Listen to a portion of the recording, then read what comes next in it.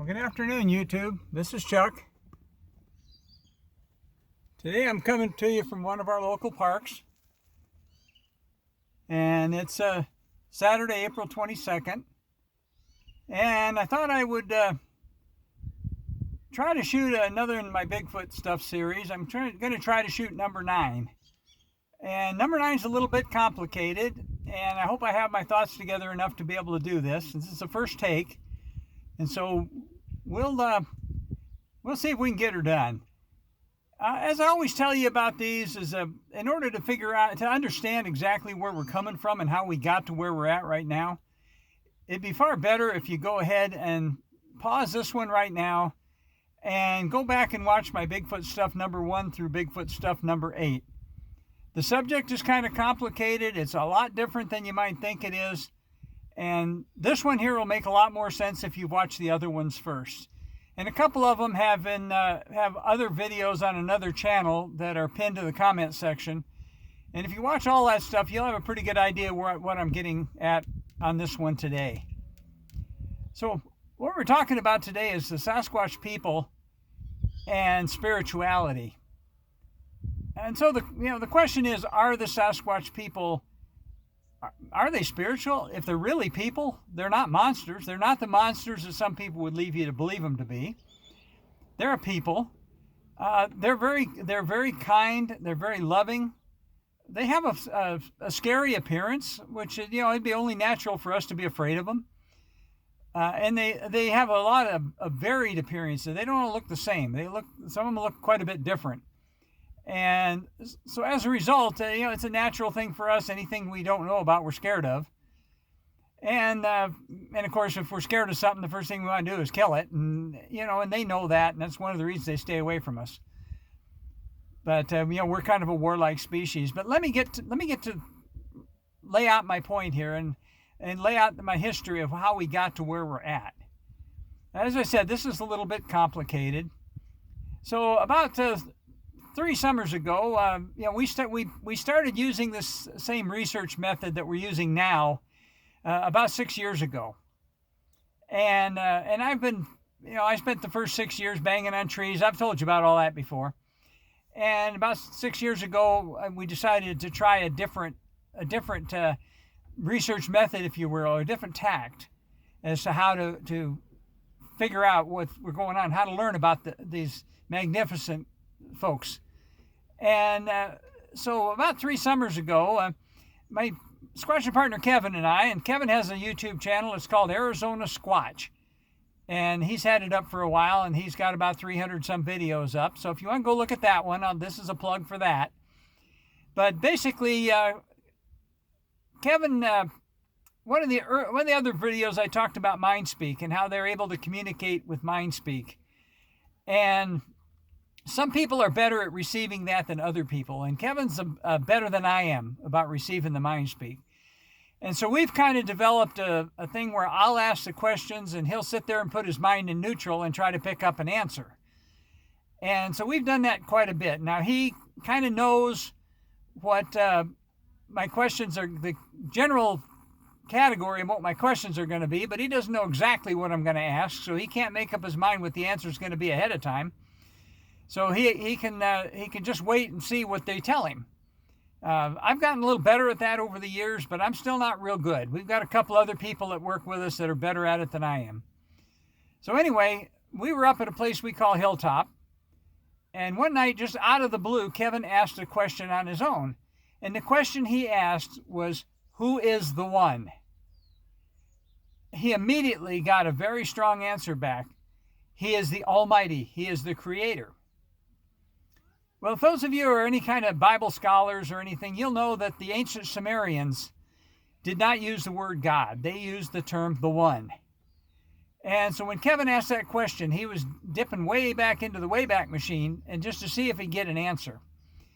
Well, when we got that back and we got it so forceful, that really kind of opened up a whole new endeavor of study for us, or how we opened it up as far as another branch or whatever of trying to learn what these folks are and where they come from. And so we basically kind of started probing on that. And when we get an elder that was willing to talk to us. We started experimenting and asking questions along that line. And one night we were over at Crazy Town, and we had somebody that was talking to us, and so we asked a question. We said, how come you folks are able to do the things you do? How come you can speak to us in mind speak, and how come you can appear and disappear, and how come you can do that kind of stuff and we can't do that? And the answer we got back was quite shocking, and the answer was, because we never sinned against God. Well, that opened up a whole other line of questions for us. Well, sidebar to that, I'm working with a lady that lives over near Sholo, Arizona, who has a family group of Sasquatch people that live on her property. And I've been over there a couple of times, and they come and visit with us. And we have one over there that we don't know what her name is, but we kind of nicknamed her Church Lady, because sometime during the evening, whenever we're there, at some point in time, she'll call out and she'll say, "We're all God's children." She has kind of an old lady squeaky voice, and it's kind of like, "We're all God's children." And almost every time that we're over there, at some point during the evening, she tells us that. And so, like I say, we nicknamed her Church Lady. Well, another incident that we had over there is there's one over there that for whatever reason doesn't particularly care for me. And he let it be known on one visit over there that he thought that I was looking upon them as gods and that I was worshiping them.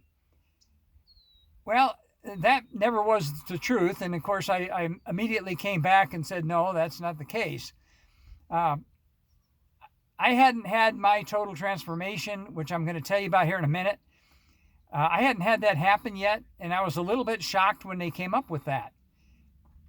But another one came back and said that that was his opinion, but this one here I offended him. The first time I ever went over there, I inadvertently offended him, and he's never forgotten that. And he's an elder. I don't even know his name, and I don't know how old he is, but he's an elder of some kind.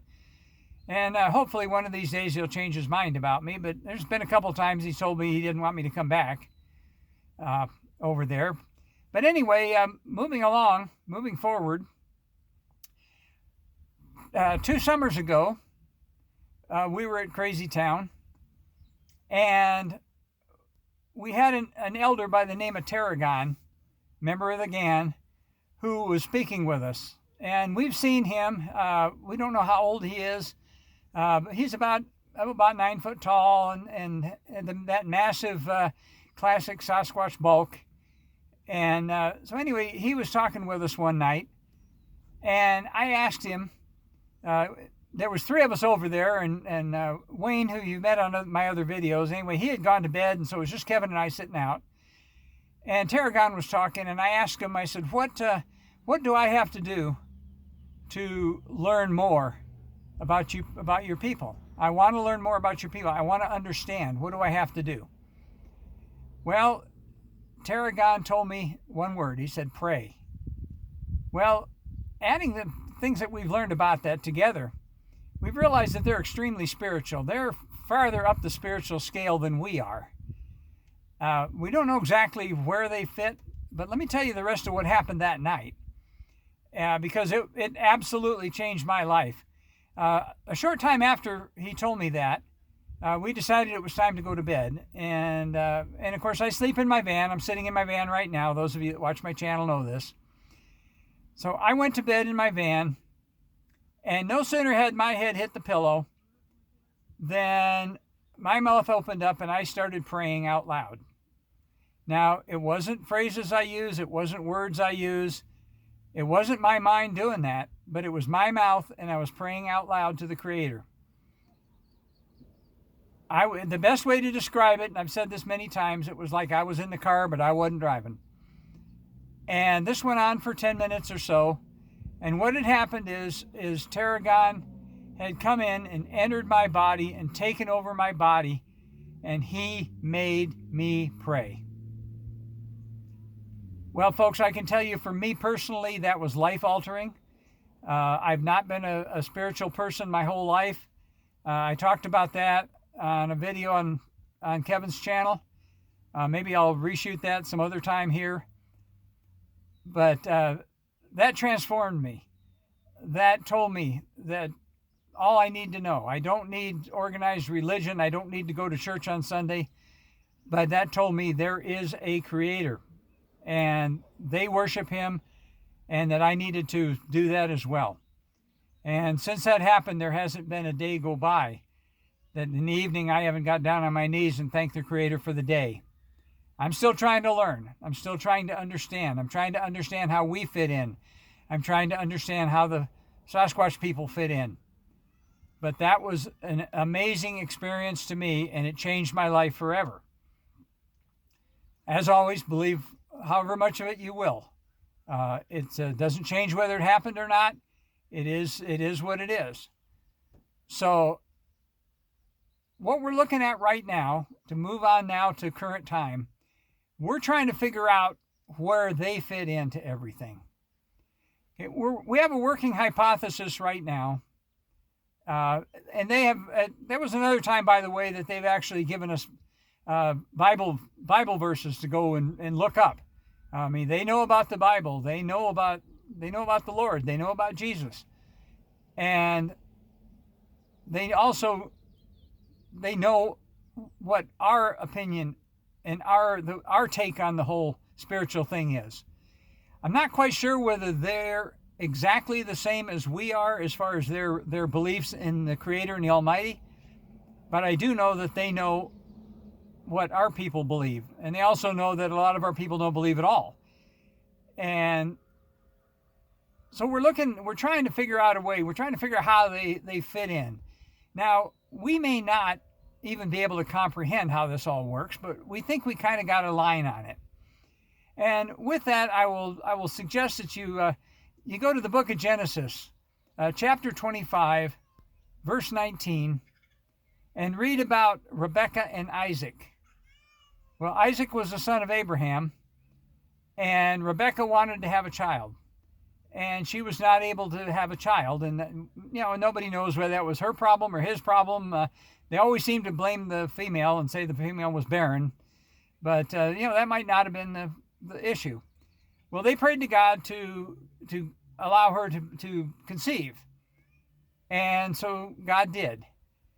And she had twins, but the twins were two separate peoples, two separate nations. Verse 23 talks about that. When it became time to give birth, she gave birth to two sons. The oldest one was named Esau. Esau came out red and hairy. The second one was Jacob. Jacob came out smooth. Esau was a man of the woods that liked venison. Jacob's was a man of the tent that liked sheep, like mutton. It goes on. So start with chapter 19. Verse 19, chapter 25. Pay particular attention to chapter 23 and read on through there a little bit. And we're kind of thinking right now, our working hypothesis is now that the forest people, the Sasquatch people, they may be the descendants of Esau. They have somewhat confirmed that to us. They haven't confirmed it to us to where we can hang our hat on it yet, but they have told us that we are on the right path.